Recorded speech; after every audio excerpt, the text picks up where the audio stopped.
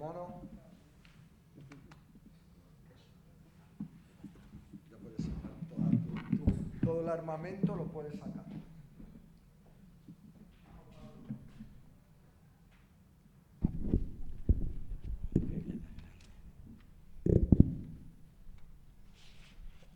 Buenos días, mis hermanos. Una hora menos sin dormir, ¿verdad? A las 2 era las 3. Nos han cambiado los relojes. Pero nos acostamos una hora antes. ¿Sí? Y yo una hora después. Yo trabajo la noche, así que venía ahí un poquito dormido. Pero bueno, ya estoy despierto, gracias a Dios. Y doy las gracias por una semana más aquí con vosotros. Y en la presencia del Señor siempre, ¿verdad? Amén. Vamos a dar las gracias al Señor por este día. Padre, te damos gracias. Seamos instrumentos, Señor, para transmitir tu mensaje, Señor. Que sea para edificación de tu pueblo, Señor, en el nombre de Jesús. Amén. Amén. La semana ha sido, bueno, de Semana Santa, ¿no? Lleno de lluvia, lleno de cosas. Pues ahí vemos en la televisión, la gente pues tiene mucha pasión, ¿no? Esta semana, ya el resto del año se olvidaron. Sacan a la Virgen, lloran porque no le sale, pero bueno, allá cada uno. El Señor es un caballero y te deja que creas en lo que tú quieras.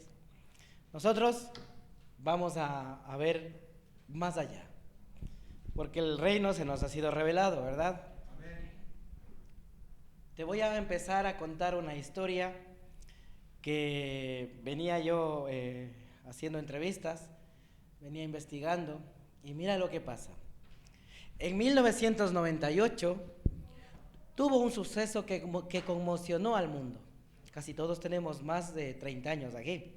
Los que son más jóvenes pues no se acordarán de esto, pero la mayoría sí.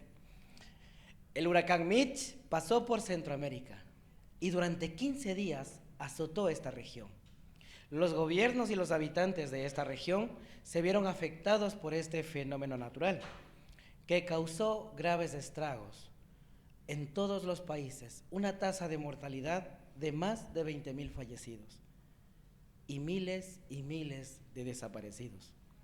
Desbordados ante tal hecho, les voy a contar el testimonio de una familia que vio la misericordia de Dios en medio de esta situación. Una pequeña niña perteneciente a una familia numerosa, tan numerosa que eran 2 hermanos.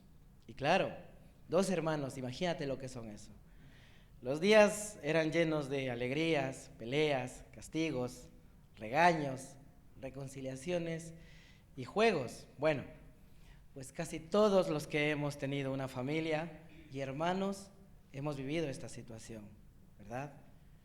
Pero en medio de esos días que en el huracán desató toda su furia, cuentan ellos que residían en una casita de adobe. ¿Quién sabe lo que es el adobe? Todos sabemos lo que es un adobe, ¿no? Y que el techo de esa casa era de paja. Tú sabes lo que es la paja, ¿no? En medio de eso, en medio de los días en que el huracán desató los vientos más fuertes, esa casa resistió. Esa casa no cayó. La edificación pudo sobrevivir ante tal hecho. Aquellos días, ante los implacables vientos y lluvias, sobrevivimos, cuentan los niños, y daban gracias a Dios por salvarlos, porque veían cómo arrastraban edificaciones a un lado y al otro. Luego de eso, dio paso a la hambruna. ¿Alguien ha tenido hambre aquí? Creo que todos hemos vivido hambre, ¿verdad? Todos hemos pasado situaciones difíciles, pero ellos vivieron una hambruna como nunca se ha visto en esa región. Un día, jugando por la tarde para tratar de olvidar y mitigar el dolor del estómago que no habían comido, encontraron un árbol y en medio de ese árbol 3 naranjas. Esto lo cuentan los testigos. 3 naranjas, las cuales ellos fueron a buscarlas y fueron las más deliciosas naranjas que han probado en su vida. Un milagro. 3, las cuales dicen que eran tan grandes que todos compartieron la fruta aquella tarde y daban gracias por aquel día. Uno de ellos cuenta que volvió a ver si había más. Nunca más volvió a ver más naranjas, pero encontraron aquella tarde provisión. Pero bueno, las malas noticias no suelen de pasar, y a veces eso nos pasa en nuestras vidas. Pues te cae una, te viene la otra, y cuando te das cuenta te cae la otra mala noticia. Uno de esos hermanos enfermó, y enfermó tanto y se agravó su situación tanto hasta que sus pies no resistieron más. Se lo llevaron al hospital ya con la gravedad de la situación, y uno de los médicos que le vio le dijo que su diagnóstico era tan grave que no volvería a caminar. Qué difícil, ¿verdad? Pues te pasa el huracán, llevas hambre, te cae una mala noticia, tu familiar se enferma y la solución parece que no llegaba. Es más, te están condenando a no volver a caminar. Qué familia más dolorida, ¿verdad? Y así a veces estamos todos. Así hemos pasado muchas situaciones todos. Yo creo que todos aquí hemos vivido situaciones difíciles. ¿Sabes qué pasa? Que un día un misionero se apareció por aquellos lares, por aquellas tierras. El Espíritu lo llevó, Dios le dijo que vaya a tal sitio, a tal hospital de tal ciudad, porque Dios es así. Mañana te dice, tienes que ir a tal sitio, y llevar esto y provisión aquí. Tú no sabes cómo Dios puede hablar contigo, pero ahí está Dios. Y ¿sabes qué? Este Señor le llevó el mensaje de salvación a este niño. Era un niño. Le presentó a Jesús. ¿Qué podía perder este niño? ¿Qué más podía perder? Conoció al Señor y decimos que los encuentros con el Señor sí pasan. Este niño no tenía nada más que perder, pero sí por ganar. Al tiempo, el milagro sucedió. El niño volvió a caminar y hoy en día todos los protagonistas siguen dando las gracias a Dios por todo lo bueno que fue en aquella época. Estamos hablando de los 1990. Nosotros todos éramos jóvenes, ¿verdad? Éramos muchos rockeros, guapos, intrépidos, con ganas de experiencias. Pero cuando pasa un fenómeno natural por tu casa, o pasa una mala noticia por tu casa, ¿cómo actúas? ¿Cómo reaccionas ante tales hechos? Cuando pasamos hambres, cuando nuestros hijos se enferman, o cuando nosotros mismos no estamos bien. ¿Qué hacemos? Clamamos a Dios, ¿verdad? Nosotros ya lo sabemos, pero en medio de esto, Dios es bueno. Y decimos que estos encuentros tan grandes con el Señor, ya lo vivieron, pero aquí todos y cada uno de nosotros hemos tenido el testimonio de encontrarse con Dios cara a cara. Ya sea en momentos difíciles o alegres, pero todos los tenemos o los anhelamos, ¿verdad? Siempre. Ahora, ¿verdad? Vamos a ver cómo fue en el Antiguo Testamento para poder ver a Dios. Es algo tremendo, ¿eh? Vamos al libro de Éxodo, capítulo 19, verso 11 y 12. Y vamos a entender ciertos misterios que el Señor nos va a revelar hoy.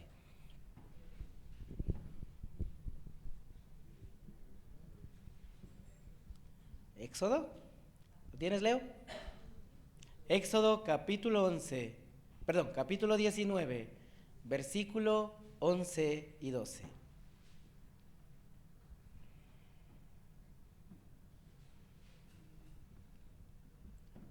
Y Dios les dice: y estén preparados para el día tercero, porque al tercer día Jehová descenderá a ojos del todo el pueblo sobre el monte de Sinaí. 12. Y señalarás término al pueblo en derredor, diciendo: guardaos, no subáis al monte, ni toquéis sus límites.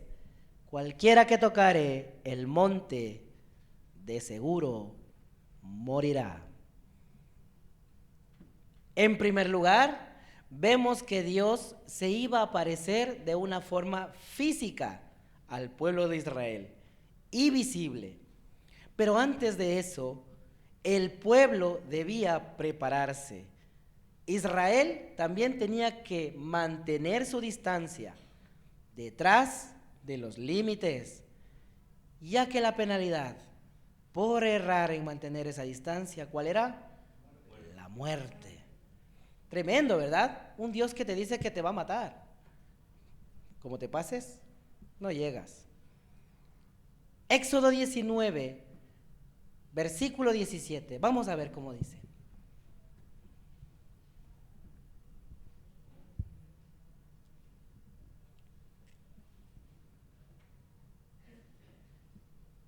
¿Leo?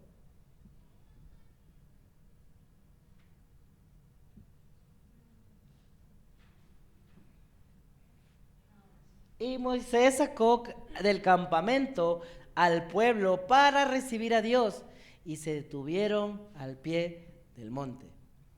Vemos aquí que el Señor se iba a aparecer, ¿verdad? Pero Dios les muestra que la obediencia es más importante que sus sentimientos. Seguro que alguno de ellos, de esta parte del pueblo, o alguna persona sintió en ir más allá de los límites. Pero ellos tuvieron que someter sus sentimientos a la obediencia. Ahora bien, todos los que estamos aquí hemos tenido estos encuentros o algún cara a cara con Dios. Vemos que en el Antiguo Testamento no era así. Dios en el Éxodo 33:20 dice que no podrás ver mi rostro, porque no me verá hombre y vivirá. Dios advierte antes, en los tiempos bíblicos, que nadie podía estar capacitado para ver cara a cara a Dios. ¿Por qué nosotros sí? ¿Por qué todos tenemos ese tipo de encuentros con el Señor? A causa de nuestras limitaciones físicas, morales, espirituales.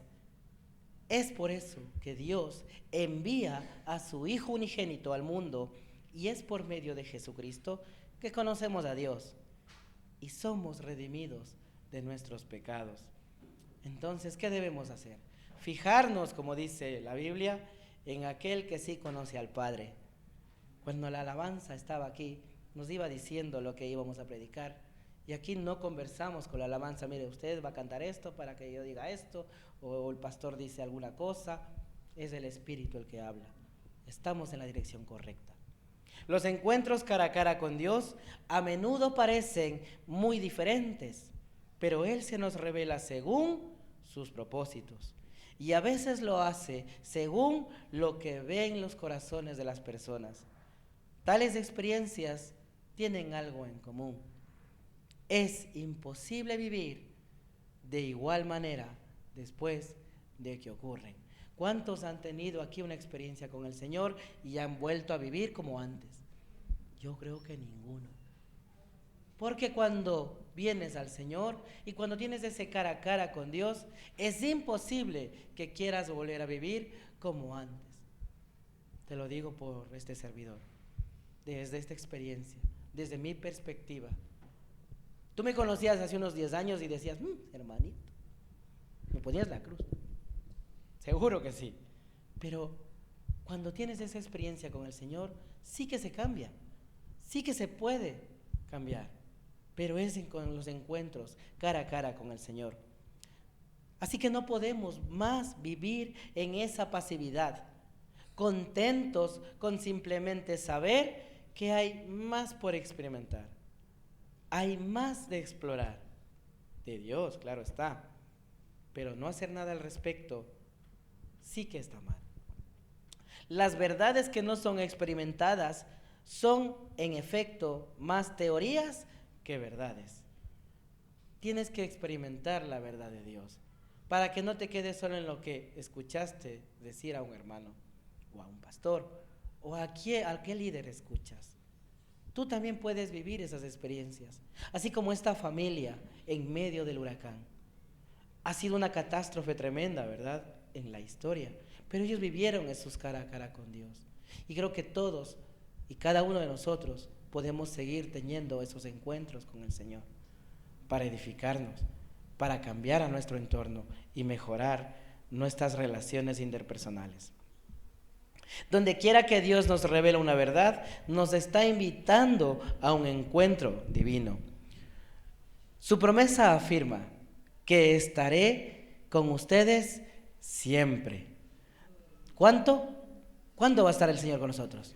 Siempre. No te dice voy a estar contigo cuando vengas a la iglesia, o cuando vayas a dar el diezmo, o cuando vayas a hacer algo. No te dice eso, te dice que va a estar siempre, siempre. Y tiene que ser más que un simple versículo, que citarnos en tiempos difíciles. Su presencia en nosotros es el factor principal que debería hacer de nuestra difícil asignación de discipular a las naciones un mandato factible. La promesa debe convertirse en una invitación a descubrir esta manifestación en aumento de su presencia en nuestras vidas, de manera que podamos cumplir completamente nuestro propósito en la tierra. Es decir, que el propósito tuyo y mío no solo es de venir aquí, no solo es de estar ocupando un sitio en el universo, porque eso ya lo hace la teoría de la relatividad o la termodinámica. Estás llamado a levantar los corazones de los que están afligidos. ¿Cuánta gente necesita una palabra? ¿Qué le dices a tu hermano? ¿Qué haces por los demás también? Y ese es lo que se nos ha encomendado hacer. Aquí tenemos al pastor Fernando, que se va a los parques, coge jóvenes, les habla de Jesús, les da la del pulpo, pero está ahí. El pastor Joaquín, que nos da la del pulpo, pero está aquí. Este servidor, que te da siempre una palabra, pero estoy aquí, intentando decirte que perteneces al reino de los cielos. A Él hay que conocerlo por medio de encuentros. Juan 14, 16 dice, ¿leo?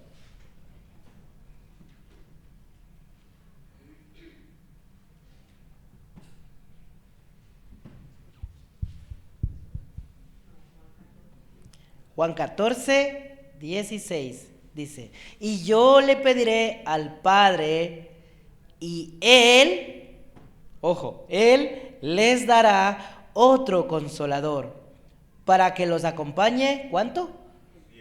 Siempre, otra vez, siempre. Seremos llenos del Espíritu Santo, ¿para cuándo? Para siempre. Aquí te das cuenta que en el Antiguo Testamento Dios ubicó límites. Jesús aquí, con esta palabra, los quita. Jesús no estableció límites en cuanto a lo que podamos tener en esta vida. Y esto es verdad. Y mucha gente se ha aprovechado de este versículo para la teoría de la prosperidad, porque es una teoría no comprobada. Y ahora te estoy diciendo que estos límites que hubo en el Antiguo Testamento ya no los hay, gracias al Señor Jesús, porque va a estar contigo siempre, todos los días, gracias, hasta el fin del mundo. Fíjate, la hermana Alita está ahí, hasta el fin del mundo. Estableció un movimiento a seguir y no a ser admirado con el concepto de la presencia de Dios en sus vidas. ¿Por qué? Porque a veces falla participar en esta experiencia deseada. Administramos la presencia de Dios cuando aprendemos a obedecer los siguientes mandamientos. No agraven el Espíritu Santo de Efesios 4:30 o no apaguen el espíritu. Primera de Tesalonicenses 5:19. Es fácil, ¿verdad? Parece fácil. No agraves al espíritu, no apagues el espíritu, levanta el espíritu, anímate con el espíritu, ora. Ya verás que va a cambiar las cosas. Las batallas más grandes que he tenido yo, las he ganado de rodillas. Y esto es una verdad. A veces cuando ya no he podido, he dicho hasta aquí, de rodillas. Eso es lo más difícil para el hombre, porque a veces queremos hacerlo en nuestras fuerzas o en nuestros pensamientos o con nuestro conocimiento, y hay algo más grande ahí que no entendemos. Por tanto, voy a concluir. El camino cristiano es una vida dedicada a buscar la presencia y el amor de Dios. El Señor quiere que busquemos humildemente y con confianza su rostro. ¿En dónde? En nuestras oraciones o en los momentos en que estamos en su palabra. Se necesita intimidad para mirar atentamente al rostro de alguien, ¿verdad? Seguramente los que tenemos esposa, esposo, familia, pues sí necesitas ese tiempo de intimidad para ver cómo somos, ¿no?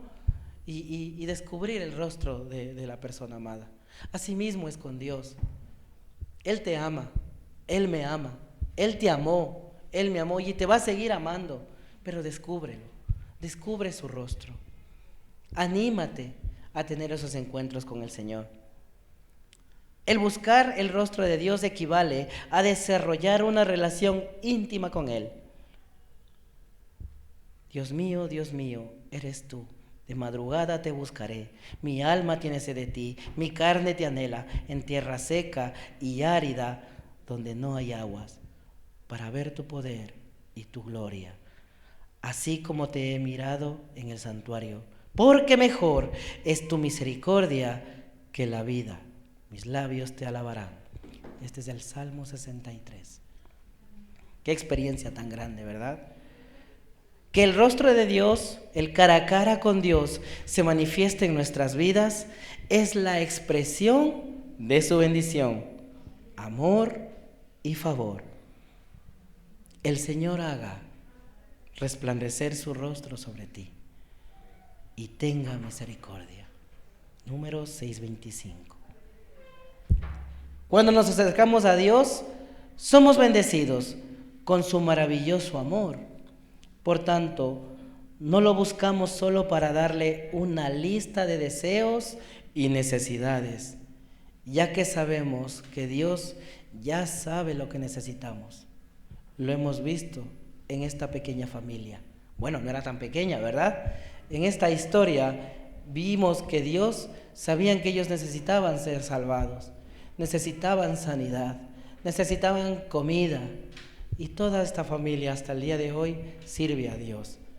Muchos ya están casados, muchos están en otros países, tienen familia, pero se acuerdan todos de que en medio de la tormenta el Señor estuvo ahí. Y así mismo, nosotros pues hemos vivido la pandemia, ¿no? Hace poco, y salimos victoriosos. El hermano dijo que cambió con la pandemia. Entonces esos cara a cara con Dios pueden hacer mejor tu vida, porque la mía también la ha hecho.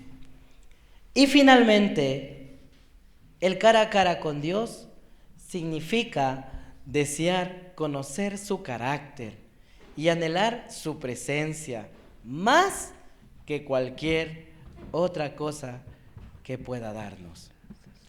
Prepararnos para la parusia. ¿Sabes qué es eso? El anuncio, ¿verdad?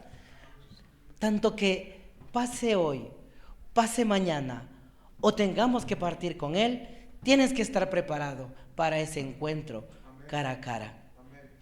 En el Antiguo Testamento habla a las generaciones de la llegada del Mesías. ¿Cuántas veces?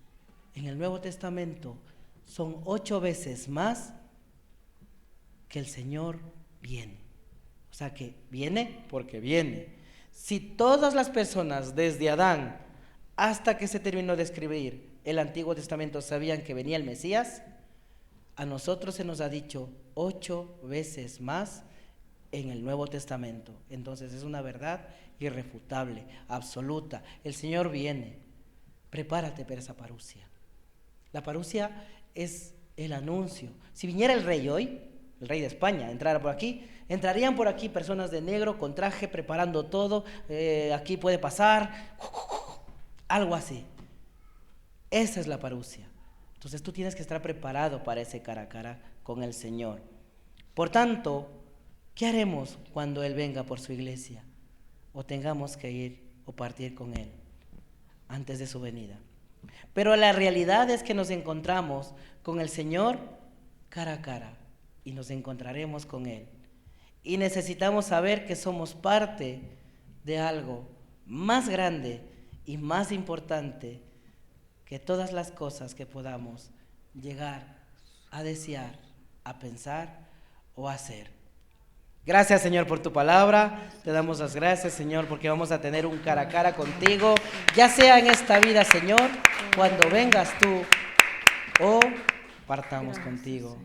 Gracias, Señor, en el nombre de Jesús. Amén.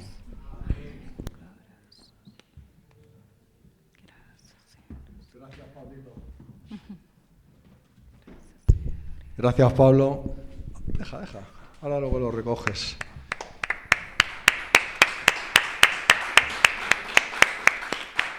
Es un tema apasionante. ¿Estaremos preparados cuando en la segunda venida del Señor? ¿Estaremos preparados? Solamente nosotros lo sabemos. Nosotros y Dios. Amén.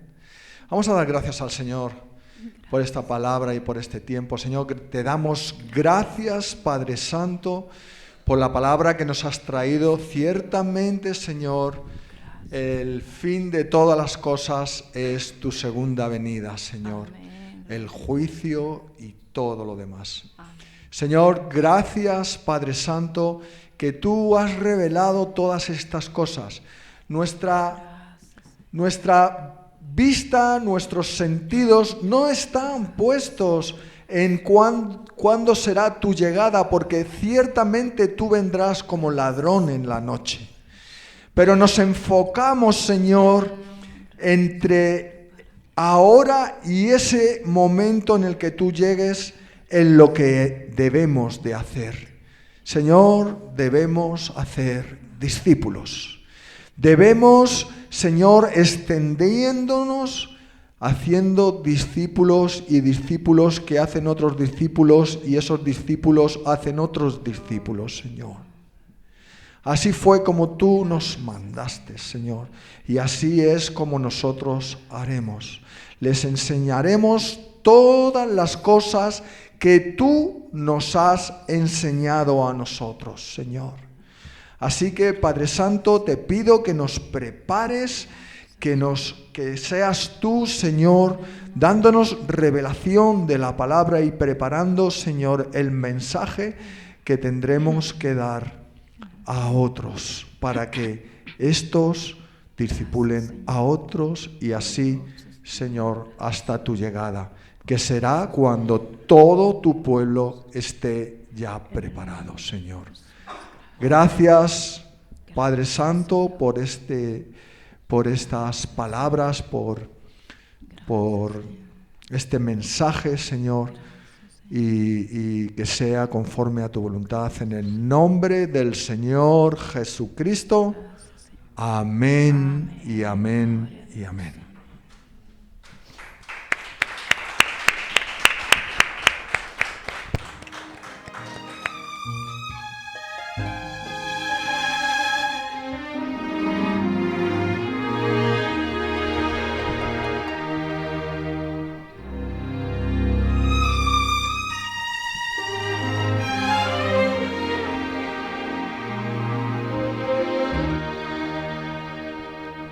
Solamente una palabra, solamente una oración. Cuando llegue a tu presencia, oh Señor,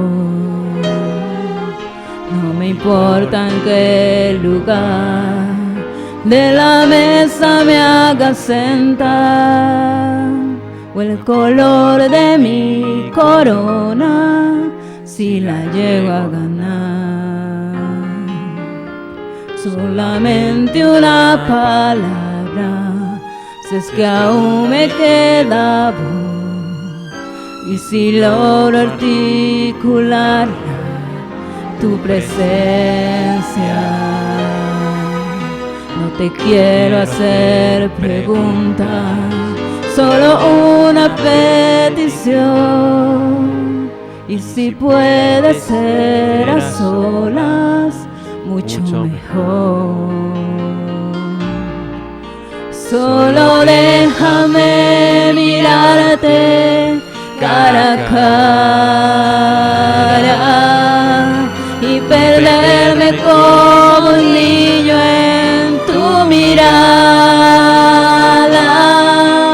y que pase mucho tiempo y que nadie diga nada, porque estoy viendo al maestro cara a cara. Que se ahogue mi recuerdo en tu mirada. Quiero amarte en el silencio y sin palabras, y que pase mucho tiempo y que nadie diga nada. Solo déjame mirarte cara a cara.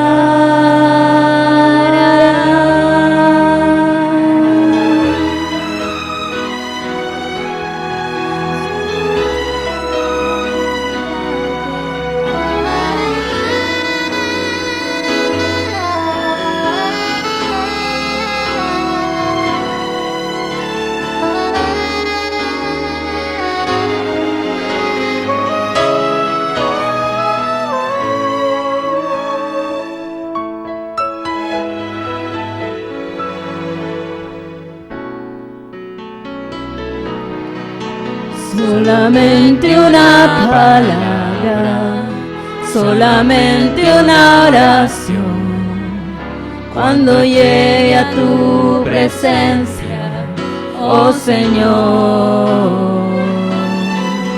No me importa en qué lugar de la mesa me hagas sentar, o el color de mi corona si la llego a ganar. Solo déjame mirarte cara a cara, aunque caiga derretido en tu mirada, derrotar desde el suelo, tembloroso y sin aliento. Te seguiré mirando, mi maestro. Cuando caiga entre tus plantas de rodillas, déjame llorar pegado a tus heridas, y que pase mucho tiempo y que nadie me lo impida. Esperado este momento toda mi vida.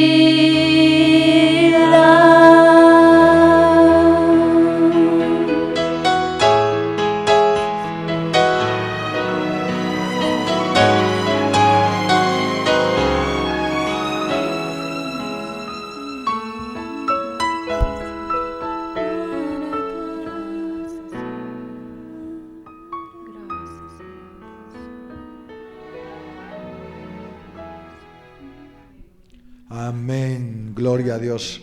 Hermanos, nos bendecimos, nos damos un abrazo, nos saludamos los unos a los otros y Que la bendición del Señor esté sobre todos nosotros. Amén.